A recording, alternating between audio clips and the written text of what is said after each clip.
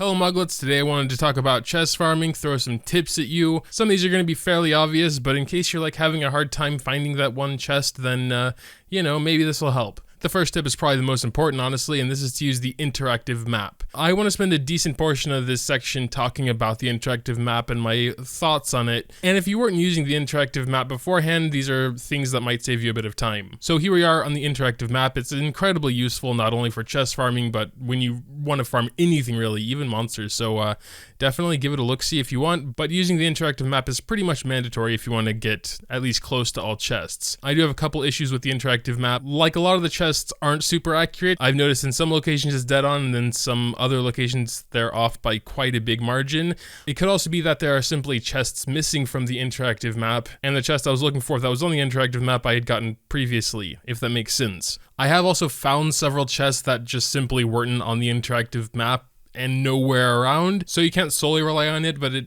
is, as far as I'm aware, the best resource we currently have. Also, it seems to not mark a lot of the puzzle-like chests, so ones where you have to like light fires, or those little plant things where you interact with it and the 3 balls come up and you shoot them, just stuff like that. I've noticed it doesn't mark a lot of those, so again, just keep your eyes peeled for anything that looks a little out of place. Especially because in Genshin Impact there is a lot of high and low ground. So when you see chests like one of these 3, it could actually be on top of the mountain, or it could be on a rock face of the mountain. There are lots of places where there are like inside caves. For example, I was super confused about this chunk of chests here because I went over there, I was flying over it and there was like nothing there, but these clusters of chests are actually underground. You go there for a mission later in the story, so you don't need to worry about that too much, but yeah. I would say the thing the interactive map is most useful for when it comes to chest farming is knowing where you've already looked. So I definitely just start with one section at a time, like this area here. And then what I personally did, and I think this is actually quite nice, unless you're working with like a dual monitor setup or you have like a bunch of screens and a ton of real estate, because half the time I was chest farming, I was just doing it with my phone as the map and my iPad and just always picking up my phone and looking at it for every single chest was annoying. So here's what I did for that. The first step is to place pins on your own in-game map where all the chests are. Later on, I actually preferred using pickaxes for my pins because it doesn't get in the way too much and you can kind of see where the middle is and where you intended for that pin to go. So once you have a good section covered, about 20, 30, 40 pins on your map, before you actually start looking for the chest in-game, you want to go back to the interactive map and click all of those as mark as found. When it comes to chests, this saves it locally in your browser, so if you're switching between devices and stuff like I was, they will be unmarked, so that's something you have to keep in mind. Personally, I just cross-referenced and then marked a sort of line where I had gotten all the chests. It's a little annoying, so I would recommend trying to stick to one device to use with the interactive map if possible. But yeah, so once you have them marked on your map and you have these all marked as found in here, and then what you do is go in game, look for the chest. When you find it, or you feel like you've looked around the area enough that you probably either have it already or the interactive map maybe was just off for this one, then you can also delete the pin.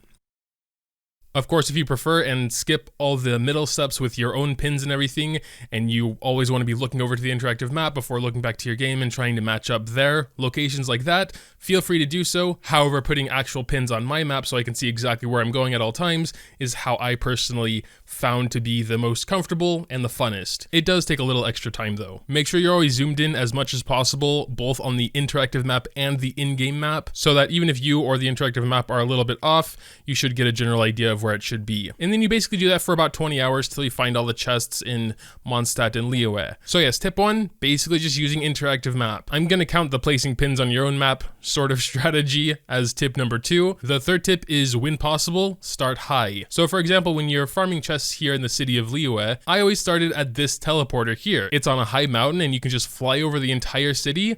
And so when there are chests that are on top of buildings or like, in a place you wouldn't really see from the ground, it's a lot easier to see them like that. In Liyue, there are a ton of high places on teleporters, and it's just a good place to start because, you can teleport up there, you can focus in on one chest, fly all the way down the mountain, look at the cliff sides, look to see if there's anything suspicious, and stuff like that. It's just really helpful. The fourth tip, which took me an embarrassing long time to start utilizing, is to use vision. On keyboard and mouse, you have to hold the middle mouse button, and you'll eventually do it, and chests will light up. I have had some inconsistencies with this. Sometimes chests wouldn't light up till you're a lot closer to them, rendering it almost pointless. Sometimes they would light up from, further away, and there's been several times where it's really helped me see a chest that I may not have had seen otherwise English moga. For the 5th tip, we have check inside places. This is similar to what I was talking about before. Also, starting high really helps this.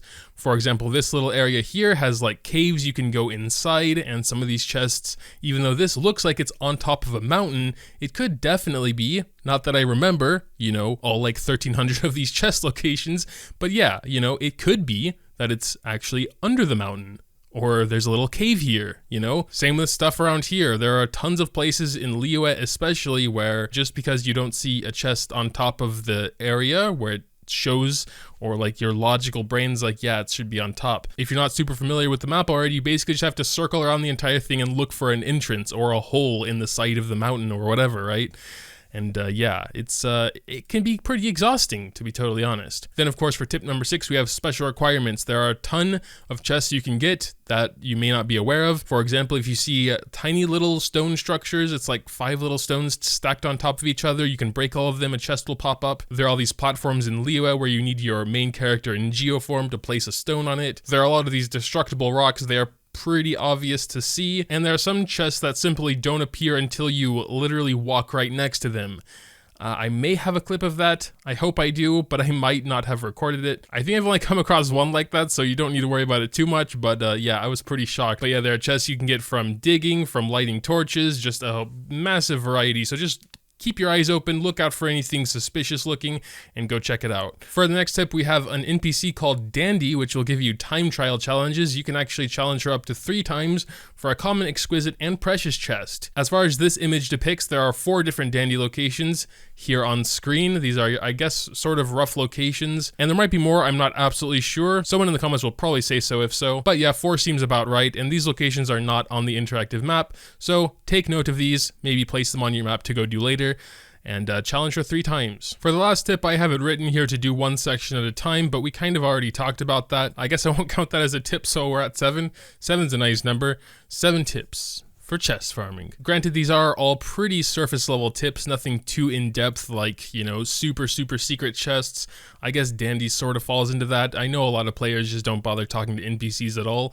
I'm kind of one of them, but you know, Dandy was kind of just on the mountain by herself. She looked suspicious, so I was like, okay. So of course there might be some other things. Make sure to tell me what you think in the comments down below if you have some other tips to share yourself. I will pin the most useful comment after about 24 hours I usually like to give it before checking. As far as chest respawning goes, I don't want to go too much into that because there is very little information currently. I will tell you a few things I have heard, such as the pressure plate chests, so ones where you need your main character in geoform to put a rock on the pressure plates. They do respawn after a certain amount of time, as well as generally common chests, though not common chests from stuff like puzzles or challenges, basically the random common chests you find, though a lot of users have come forward saying they looked for common chests after like, you know, weeks and they barely found any, and the ones they did find could have just been ones they didn't open. Some say they respawn, some say they don't. As far as the higher rarity chests go, it's been said that they do respawn, it just takes a lot longer, and it's kind of random. Even the locations where they respawn could be random, which is maybe one reason why I feel like the interactive map is off a bit. Maybe I was actually finding respawn chests in some of those locations, because I had only started using the interactive map after I had found probably half of the total chests. I do believe some chests respawn, but which ones exactly, and at one time, I think is either random or we simply don't know yet. But yeah, that'll do it. Make sure to drop a like on the video if you did happen to enjoy. Make sure to subscribe if you're not yet, and ring that notification bell if you want to actually get notified of my future uploads. Thanks, as always, for watching, and until next time.